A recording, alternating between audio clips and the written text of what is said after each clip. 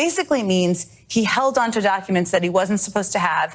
And in the case of that now infamous Iran document, showed them to people he wasn't supposed to show them to. Now, I know all of this can be a lot to follow. An indictment in the election interference case still feels imminent. Trump's lawyers had a meeting with the special counsel's office this week in which they were told to expect one. And then out of nowhere comes this superseding indictment in Florida. Oh, well, nowhere to all of us. Which brings me to the other lesson of the week.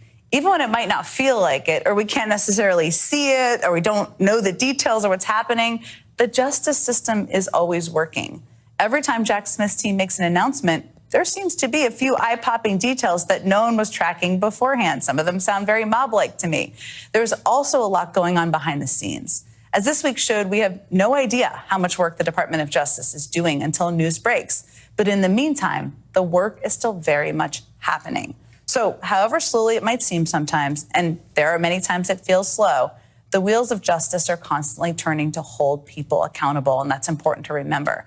This week was a big reminder of that. Joining me now is Congressman Adam Schiff. He was an impeachment manager during Donald Trump's first impeachment trial that focused on Trump's role in soliciting foreign interference to help his election bid in 2020, and was a member of the House Select Committee on January 6th. Thank you so much for joining me here. I felt the need to outline what the first impeachment was about because I think sometimes people forget there have been so many legal challenges to Trump here.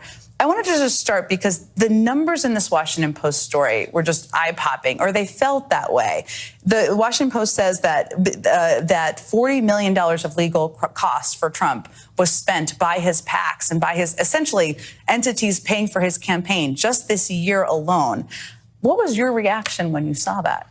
Well, it is eye-popping, but it also shows, I think, by one powerful metric, how much Donald Trump's running for presidency is part of his strategy to keep out of jail. This is all about the hope that he becomes the next office holder and he can make all these legal problems go away as the next president. And he's willing to spend, whatever campaign contributions come his way to represent anyone that is deemed loyal to him. And the problem with this is we saw in the January 6th investigation how Trump appointed defense counsel for witnesses. In one case in particular, we're suggesting to a witness, hey, you should say you don't remember these things, even if you do remember them. It allows the Trump defense team basically to get their stories. Control them almost. Control them, to get their stories all aligned, to coach witnesses to say they forgot things that they do remember. So it's problematic from a point of justice point of view, but I think this is what they're trying to accomplish.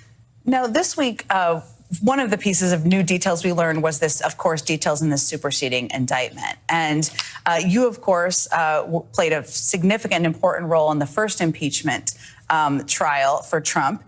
As you look to the details here and as we're learning more, do you feel this case of obstruction is even more clear than the Mueller case, or how do you compare them? They're both strong in different ways. In the Mueller investigation, it was Trump trying to fire people like Comey or even threatening to fire Mueller to obstruct the investigation. It was coaching witnesses to create false statements. Here you have the willful retention of defense information, national security information in violation of law. Then you have obstruction of the investigation where Trump is essentially directing that boxes be hidden. And then you have an effort to hide the obstruction by coaching people to destroy the security footage, the video footage. So it's essentially cover up on top of a cover up. That seems, very concrete, very specific, in a way that even goes beyond the obstruction in Volume 2 of the Mueller report. So here, I think the case is much simpler, much easier for a jury to comprehend. Hiding boxes, deleting security footage, or at least trying to.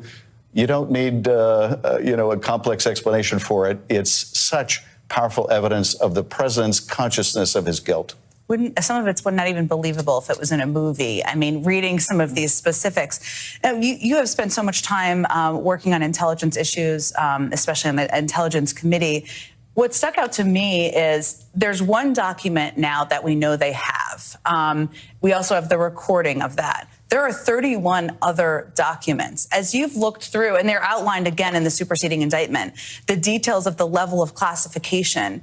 How concerned are you that some of these documents might even be worse or more damaging than the Iran document that we have more details on? Well, it's hard to imagine things that are more damaging than, Iran war plans or the other documents that have been described or their classifications. What would concern me most is, do any of these documents, by reading them, reveal who the sources of information are, if they're human sources or what the technical source of collection is? That's the most damaging thing, because then that threatens future intelligence or lives. And the fact that some of these documents were kept in a bathroom or on a stage in a public resort that God knows who had access to. And also, I have to imagine the intelligence community right now, and for months, has been trying to evaluate what documents are out there that